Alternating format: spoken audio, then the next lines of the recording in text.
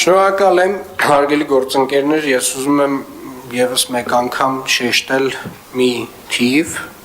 որը ներկայացվեց, ապօրինի շինությունների կառուցման եւ հողազավթումների դեպքերով կազմվել են ընդհանուր թվով 81 արձանագրություններ եւ սա եւս մեկ անգամ ցույց է դնում, որ ներկայացված հաշվետվությունը ապօրինի շինարարության դեմ պայքարը մնում է մեր ամենախնդրահարույց ցանցանքներից մեկը եւ Երևանի առաջ ծառացած երևի թե ամենաբարդ խնդիրներից մեկը, որ ինչքան էլ որ մենք շարունակում ենք պայքարել դրա դեմ, իհարկե քանակը եւ ծավալները նվազել են, բայց այսպես ասած մշակույթի դեմ պայքարելը մի փոքր դժվար է, բայց ես ուզում եմ հատուկ շեշտել, որ այս վերահսկողական մեխանիզմները, այս պայքարը, այս արձանագրումները, քանդումները, որոնք որ իրականացվում են,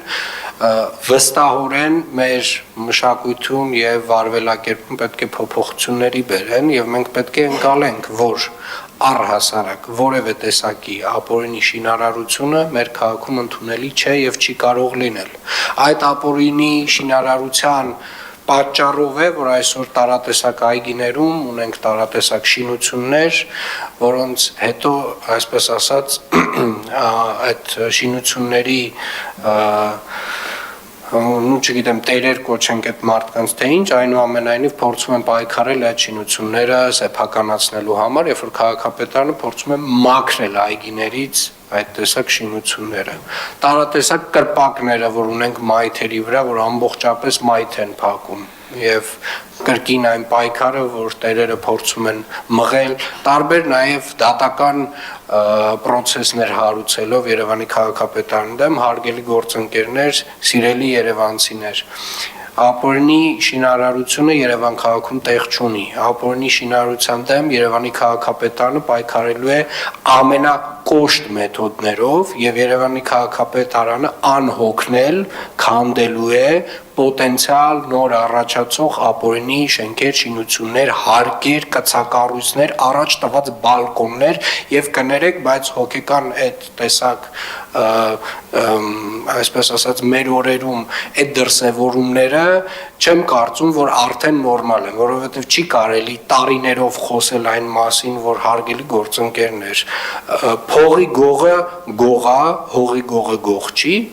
հողի գողն էլ է գող եւ առհասարակ համայնքային հողի վրա կառուցված որևէ շինություն ամենակոշտ ձևի քանդվելու է։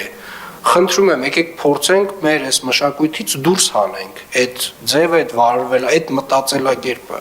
Դա առողջ մտածելակերպ չի։ Երբ որ դու մտածում ես, ոնց անես, որ այն բակիտ են ընդհանուր տարածքում են անկյունումը տարածքը քեզնով անես։ Դու ունես վստահաբար ունես համապատասխան մասնագետի հետ որոշակի քննարկման կարիք։ Դա նորմալ չի։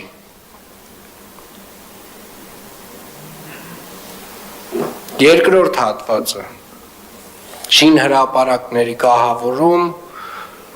փոշեկլանիչ ցանցեր եւ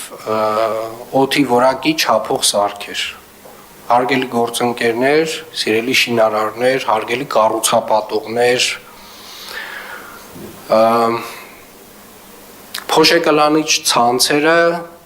ուղղակի ծախս չեն ձեզ համար։ Դա Երևան քաղաքում մարդկանց առողջության խնդիրն է։ Երևան քաղաքում ձմեռվա ժամանակահատվածում իհարկե նաև բնության դիրքավորումով պայմանավորված, բայց այնուամենայնիվ Երևան քաղաքում մենք ունենում ենք շատ ոչ բարենպաստ օդի որակ։ Եվ իրականում, այո, այդ օդի որակի